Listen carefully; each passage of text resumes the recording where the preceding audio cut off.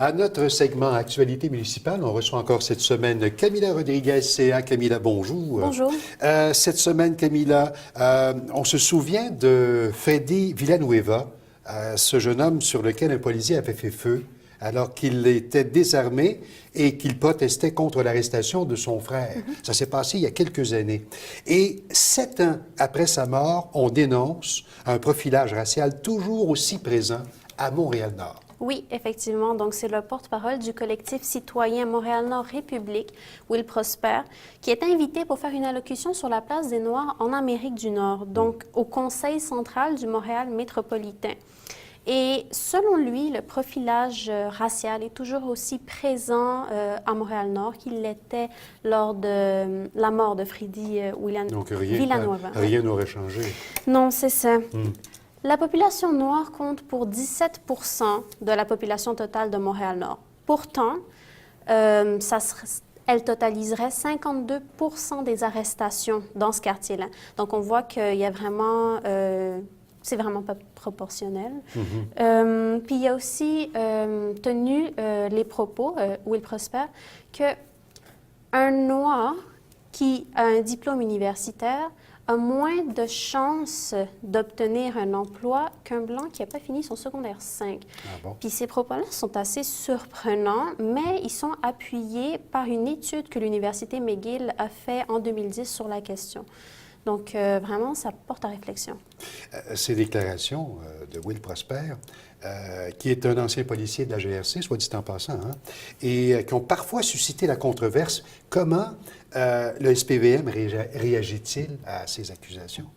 Bien, il y a quelques années, ils ont mis en place le poste de conseiller au développement communautaire. Et donc, cette personne-là devait améliorer les relations entre les policiers et les communautés qui sont victimes de profilage racial. À l'origine, le poste était pas permanent, mais il l'est devenu à la suite parce qu'il y avait vraiment énormément de questions à traiter. Une des propositions de M. Prosper, améliorer l'accès aux postes de pouvoir pour les Afro-Montréalais. Oui, bien, selon lui, on ne voit pas assez de personnes faisant partie de la communauté noire dans les postes de pouvoir. Plus de représentativité. C'est ça, puis ces C'est ce qu'il personnes, demande, il n'y a en pas assez de... Donc, selon lui, il n'y a pas assez de... On sait bien qu'il n'y a pas assez de Noirs aux postes décisionnels, aux postes vraiment importants. Puis il faut rappeler que la communauté noire est aux prises avec des problèmes d'intégration au marché du travail. Il y a 17 des personnes faisant partie de cette communauté qui sont en situation de chômage. Donc, c'est le double du chiffre pour la population montréalaise en général. Et ce sont des chiffres récents? Ces chiffres-là datent de 2005. Il n'y en a pas des plus récents. Par ailleurs, il y a des citoyens qui se mobilisent dans Rosemont pour contrer l'ouverture d'une franchise Starbucks près du marché Jean Talon. Oui, il y a une pétition qui a été lancée. Elle a déjà amassé plus de 7500 signatures. Et c'est vraiment pour... ça a été lancé par les commerçants du marché Jean Talon pour contrer cette installation-là de la franchise Coin Casgrain et Jean Talon. Le groupe dénonce qu'il considère être une multinationale déshumanisante qui va à l'encontre des idéaux que promeut le marché local, donc d'écologie et d'indépendance. Oui, mais Starbucks a déjà acheté le bâtiment. Qu'est-ce que les signatures ou les signataires plutôt peuvent espérer? Le bâtiment en question n'est pas dans le marché Jean Talon à proprement parler. Donc, c'est à l'extérieur. Les marchands n'ont pas de pouvoir à ce niveau-là. Il y a des règles d'urbanisme qui existent, mais le maire de l'arrondissement Rosemont-la-Petite-Patrie, François Croteau, a dit en entrevue à la radio que ces règlements-là visent, par exemple, à gérer l'usage qu'on fait dans le local. Donc, est-ce qu'on vend du café? Est-ce que c'est un salon de coiffure? Mais on ne peut pas interdire à une bannière de s'y installer. Mais Camila, il y a déjà de grosses franchises dans les alentours du marché.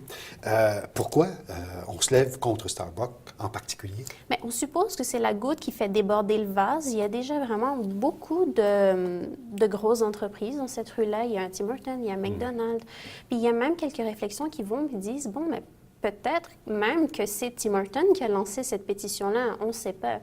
Le François Croteau, le maire de l'arrondissement, lui, il a dit, bon, lui, il a les mains liées à ce niveau-là, au niveau de la réglementation. Ça serait au provincial de faire une réglementation pour que les arrondissements aient un droit de regard sur l'identité des personnes qui achètent les locaux, en fait, qui les louent ou qui les achètent. OK. Puis il y a la Société de développement commercial, par contre, de la Petite Patrie et du marché Jean Talon, qui apporte un point de vue contraire et qui a dit que le quartier n'est pas en assez bonne santé économique pour pouvoir lever le nez sur un investissement tel que Starbucks apporterait dans le quartier.